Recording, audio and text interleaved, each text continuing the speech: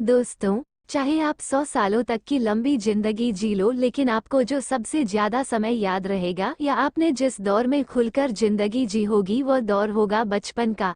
बचपन में भी आपका स्कूल टाइम आपको मरते दम तक नहीं भूलता है। यही वो टाइम होता है जब हम अपने जीवन में सबसे ज्यादा खुश होते हैं, सबसे ज्यादा सीख पाते हैं।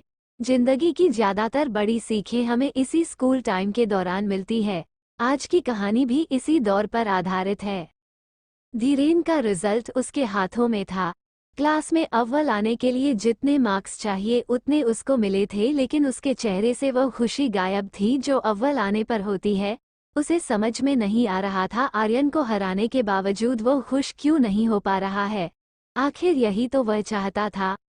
आर्यन और धीरेन एक ही क्लास में पढ़ाई करते थे। जहां आर्यन बहुत मेहनती, शांत और समझदार बच्चा था, वहीं धीरेन को पढ़ाई में बिल्कुल मन नहीं लगता था। उसे हर वक्त कोई ना कोई शरारत सूझती थी। वो हमेशा कुछ ना कुछ करके आर्यन को परेशान करता रहता था। उसे लगता था अगर आर्यन को किसी तरह पढ़ाई से दूर रखा जाए और परेशान किया जाए तो वह भी अच्छे नंबर नहीं ला पाएगा और इस तरह वह भी उसकी तरह ही कम नंबर आने वाले लड़कों में शामिल हो जाएगा। अपनी इस शरारती सोच को सच करने के लिए धीरेन आए दिन कुछ ना कुछ गड़बड़ियां कर आर्यन को मुसीबत में डाल देता। एक बार उसने आर्यन की होमवर्क की हुई नोटबुक उसके बस्ते से निकाल ली ताकि जब टीचर उससे होमवर्क मांगे तो वो असहज हो जाए और उसे डांट खानी पड़े। हुआ भी उसी के अनुसार उस दिन टीचर ने होमवर्क ना करने के लिए आर्यन को बहुत डांट लगाई। ये डांट जैसे धीरेन को अपना जीता हुआ कोई मेडल मालूम हो रही थी। वो आर्यन को परेशानी में डालकर मंद मंद मुस्कुरा रहा था, लेकिन आर्यन इतनी जल्दी हार मानने वालों में से नहीं था। वो तुरंत इस घटना को भूल गया और फिर से अपने अभ्यास में लग गया। लेकिन धीरेन को चैन कहाँ पड़ने वाला था। वह भी लगातार अपनी शरारतें और आर्यन के खिलाफ शैतानियां करने से पीछे नहीं हटता था। कभी उसका बस्ता छुपा देता, कभी उसका टिफिन खा लेता, कभी उसके जूते फेंक देता और पता नहीं क्या क्या करके वह आर्यन को हमेशा ऐसी सिचुएशन में डालने का प्रयास करता जिससे उसका ध्यान पढ़ाई से भटक जाए। इन शैतानियों में अब क्लास के बाकी के शैतान बच्चे भी उसका साथ देते। उन्हें धीरेन को आर्यन के खिलाफ उकसाने में बड़ा मजा आता। दूसरी तरफ आर्यन के ग्रुप के समझदार और पढ़ाकू बच्चे उसे पढ़ाई करने के लिए प्रोत्साहित करते। आर्यन इतनी सारी मुसीबतों के बावजूद अपनी पढ़ाई किसी तरह पूरी कर ही लेता और हमेशा अपने क्लास में अव्वल आता।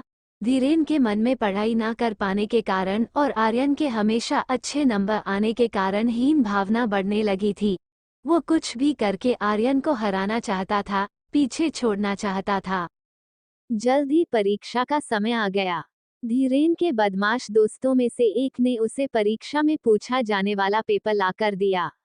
धीरेन की आंखों में चमक आ गई। उसने सोचा अब वह आर्यन को जरूर पीछे छोड़ देगा। और हुआ भी कुछ वैसा ही, क्योंकि वही पेपर परीक्षा में पूछा गया था जिसके उत्तर जिले में अच्छे से तैयार कर लिए थे। रिजल्ट के दिन सभी विषयों में हाईएस्ट मार्क्स के साथ धीरेन क्लास में अव्वल आया था। आर्यन अव्वल न आने पर थोड़ा सा निराश जरूर था, लेकिन दुखी नहीं। वह धीरेन के पास आया, उसे क्लास में प्रथम आने पर खूब सारी बधाई दी और उसे गले से लगा लिया। आर्यन का ये बर्ताव धीरेन की एक्सपेक्टेशन से बिल्कुल परे था।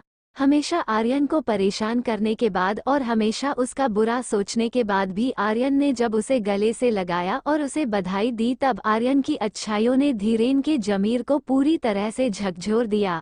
उसे अपना हर वह बुरा बर्ताव याद आया जो उसने कभी आर्यन के साथ किया था और अब उसे अंदर ही अंदर उसका पछतावा होने लगा। वर्ग शिक्षक ने सभी टॉप के विद्यार्थियों को बधाई दी और अव्वल आए धीरेन को अपने पास बुलाया। जब शिक्षक उसकी तारीफ करने लगे तो धीरेन बीच में ही उन्हें रोककर बोल पड़ा, सर दरअसल मैं अव्वल नहीं आया, अव्वल आया है आर्यन, क्योंकि मैंने चीटिंग की है। पश्चाताप की आग में जल रहे धीरेन ने ये जानते हुए भी कि उसके कबूल करने पर उसे स्कूल से भी निकाला जा सकता है, फिर भी उसने सच्चाई कबूल कर ली। वो अपने किए पर रोने लगा। क्लास के सबसे शरारती लड़के को इस तरह टूटता देख पूरा क्लास शांत हो गया। आर्यन धीरेन के पास आया और उसका हाथ पकड़ के उसे सांत्वना देने लगा। वर्ग के शिक्षक में और बाद में प्रिंसिपल ने भी उसके पछतावे को समझा और उसको दूसरी बार परीक्षा देने का मौका दिया। दोस्तों, छोटी सी यह कहानी हमें सिखाती है कि सच्ची खुशी के लिए सच्चाई का रास्ता भी उतना ही जरूरी है। बेईमानी से किसी का हक छीनकर बिना मेहनत के मिलने वाली खुशी सिर्फ नाम की होती है। जब हम मेहनत करके ईमानदारी से जीत हासिल करते हैं और उससे जो खुशी मिलती है वही सच्ची खुशी होती है।